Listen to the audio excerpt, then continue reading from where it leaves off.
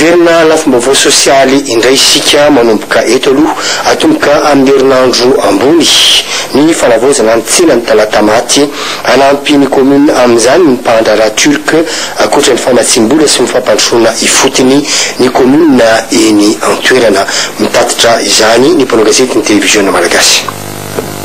Wavaozana tanteraka ny tsenany commune talata maty anomboka amin'ny herinandro ambony io ny asa ny fiaramiasa ny commune sy ny mpandrara turc no ahafahana manao izao miampy ny famatsim-bola ho an'ny fampandrosoana ifotony izay azony commune nitsidika sy nijery ny fizotry ny asa izy ireo teto. Ardia rehefa niteninay zareo tamin'ireo vinavina lasanay izay alavao an'ity tsena ny commune talata maty izay hitatsika fa efa tena afo dia ato tokoa mila fanovana dia nanaiky atsika koa izy ireo ifanampy aminay. Ny fanamboarana eto moa zany dia eto hitatsika reto ny table manétal no ravana avokoa ary avozona ray manontolo dia tafona koa ty mba ilana amin'ny orana sy ilana amin'izao plastika sy helibe sy karazana izao fa dia endrika vaovao mihitsy zany no ahitana ny tsena talata maty afaka fotoana fitsy satria anomboka amin'ny herinandro ny asa fanamboarana anafona zany toerana zany. Mahazaka efajato mahery ity tsena ity tsena izay mbola tsy nisy fanavaozana hatramin'izay nisingy maro amin'ireo tantsahan'ny commune talata maty no mivarotra eto pirofo ny fiarahamiasa matotra amin'ny vahiny moa ity fanavaozana ny tsena eto talata maty ity fa etsendan'izay dia ponina 903 arivo eto amin'ny commune talata maty no nizaraina ena teto amin'ny kianjan'ny commune enomby fanomezana avy amin'ny mpandrara turc monina sy miasa ary manana sekoly eto talata maty fanomezana izay efa fomban-drazana izy ireo omby 20 no indray novonona teto ena roa sasany hatramin'ny 3 kilao isa-tokantrano no zaraina ponina 300 isaky ny fokotany misy 12 eto amin'ny commune no nahazo ity fanomezana ity ankoatra ny talata maty dia nozaraina enomby toy izao ihany koa ny poniny commune Tehiroka. Efa manimanitra fety tokoa ny andro amin'izao fotoana izao mpamboly ijanona eny amin'ny commune talata maty eny sika ny tantsa izay eritreretina amin'izao fotoana izao fa izahana asongotra ny farim-piainany tantsa 50 tokoa mantsy no indray nizaraina zesika mamboly ary fitaovam-pambolena ao amin'izany commune izany anisan'ny fandarana asan'ny commune ny fanatsarana ny fambolena mbola narindra na filimanina ihany. Miezaka manatsara ny fambolena sy ny vokatra azo avy amin'ny commune talata maty miainga amin'ny tantsaha izany ho fampirisina azy ireo hamokatra bebe kokoa ity fizarana zezika fitaovana enti-mamboly ary masomboly katsaka sy tsaramaso ity tantsaha 50 no indray nahazo izao fanampiany izao. Fiaramiasanay amin'ny CDA Conseil de Développement d'Atapenaka izay miaramiasa amin'ny FAO fa zareo kosa amin'ny CDA zany no mizara mitsinjaran'ny masomboly ireo ary zareo koa zany rehefa vao manao fanaraha-maso ny fambolena sy ny hoe ahoana ny vokatra ateraka izao hetsika izao. Fantelo ny fanampianany tantsaha toy izao ho ny ben'ny tanàna ny talata maty ary mbola hitohy hatrany ny fanohanana ny tantsaha eto amin'ny commune amin'ny fanatsarana sy ny fampitomboana ny vokatra ara-tsakafo. Isan'ny iroborobony ny fikambanana tantsaha ihany koa amin'izao fotoana izao iny faritra parafaravola any Ambatondrazaka iny ary dia fikambanana misy eo amin'ny 920 miara-miasa amin'ny tetikasa Bevelac ary nisy dia nisy tokoa mantsy ny atrikasa izay natao ny tanterahana tany amin'izany faritra izany. Tafiditra ao anatin'ireo fikambanana tantsaha misy 920 miara-miasa amin'ny tetikasa Bevelac ireto fikambanana tantsaha 410 ireto saingy izy ireto no mitarasotra ny famboarana fampandrosoana noho izany indrindra no nanatanterahana ity atrikasa ity izay mifototra amin'ny hoe fikambanana amin'ny zakateny mafesy mahatanteraka tetikasa fampandrosoana avy amin'ny distrikena Ambatondrazaka ny enina amin'ny fikambanana ary eto amin'ny distrikena Farafaravola ny 7 aminy. Ho an'ny tetikasa Bevelac dia mahatsiaro afaka izy ireo satria misy vokany miezaka amin'ny fanampianany tantsaha eo amin'ny lafiny fampandrosoana izay. Bevelac moa tamin'ity Bevelac teo ity dia miezaka nijery ny toeram-pamokarana manontolo na fiompiana io na fambolena io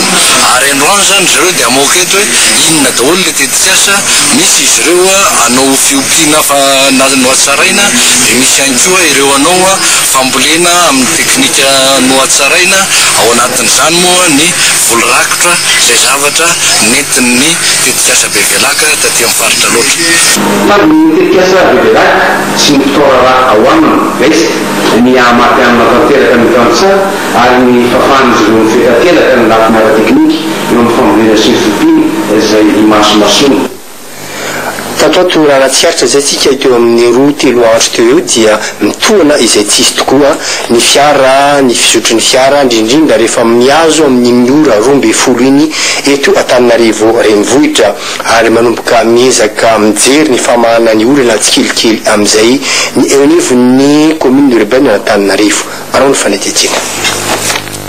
ny maraina sy ny arivo fiodin'ny olona ny tena ahitana ny fitohanan'ny fiara eto Antananarivo Analamahitsy Itos ary Andoharany fotsy izay anisany mampitaraina ny mpandeha misy ny vahaolana noraisin'ny ministera tompony andraikitra sy ny commune Antananarivo mahakasika ny fampianana amin'ny fitohanan'ny fiarakodia nasina fanasarana ny lalana mampitohy Analamahitsy sy Ambohitra Rahabo lalana mirefo 1 kilometatra eo izay fa matsimbola avy tamin'ny fer toy izao ary ny sosikevitra avy tamin'ny tompony andraikitry ny tanàna Analamahitsy le ponina atao amin'ity faritra ambany avaratra ity zany be dia be ka raha ohatra nodidina makary amin'le route nationale Namboamanga zany vao hidina akary ambany iny dia vao hiakatra dia lasa problème be zany ho an'le ponina zay be dia be misy atao faritra ambany avaratra fa raha azo atao dia mba farafaratsiny hoe raha mety zany ity panneau ity zany mba tokony ampitoginina atao ambanimbany atao misapany ambanimbany ohatra zay ny tokony mipitelle izy ety Itos moa dia misy fametrahana fiara navette afaka mihodina amin'ireo toeram-piandrasana fiara miisa 3 hitaterana ireo mpandeha ka ny ATT sy ny coopérative mpitaterana no manao ny asa rehefa nanatanteraka ny asanay izahay manao ny engagement izay nanaovana sonikany amin'ny commune urbaine Antananarivo sy ny lalana feno fitaterana izay manamafy sy manolotra ny lalana tokony alehan'ny bus izay tokony anajana ny primus sy ny terminus miainga aty amin'ny cité des assureurs Itosy makany Analakely Rabearivelo na ihany koa miainga avy any amin'ny hôpital Itosy makany Analakely Rabearivelo dia nahatsapa lesiko atao anatin'izany fa misy ny olona tsy voaray eny antenantenandalana izay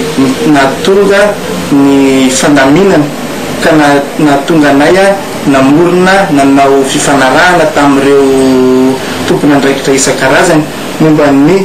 fanokafana ny navety izay atao andrayan'ny olona eo amin'ny faritry be masoandro sy ny manodidina efa misy ny fandaminana izay noraisin'ny tompony andraikitry ny fitaterana mba hialana amin'ny fitohanan'ny fiarakodia ka tokony arahan'ny mpamily fiarakodia ny fitsipika amin'ny feny fitaterana amin'ny fanajana ny toeram-piangana sy toeram-pialan'ny fiara mpitatitr'olona piasa fitomby 700 kosa no notolorana maha-pakisitrahana sy medaly io maraina io teny Itosy ary piasa amina afakaba frantsay moa izy ireo mampiasa olona misy 500 sy 300 ny Macotex no isan'ny oresahana indray manomboka eto 40 taona ny orenana Macotex aty Itosy orinasa afakaba frantsay mampiasa olona 500 sy 300 orinasa voalohany tsangana teto Madagasikara izy io raha ny orinasa afakaba no resahana 770 nahazo medaly sy maro-pakasitrahana androany raha 10 tamin'izany medaly volafotsy 320 medaly volafotsy sy 5 ary 470 medaly 5 fampandianana ny investissement côté des investissements dans 1989 zany ny fanaona tonga teto zareo mitady hoe inona no atao aty Madagasikara ary hatramin'izao izy ny vola mety foana na dia hoe misy ara zany crise ny ana mbola izy misy any ny olona matioky ny Malagasy hoe vonona ny anao mampirisika ny rehetra ato amin'ny orinasa Macotex ny mpitantana mba hitanjo sy hikajy ny zava-bita satria isan'ny tarafa Madagasikara any ivelany izay zava-misy ato amin'ny orinasa izao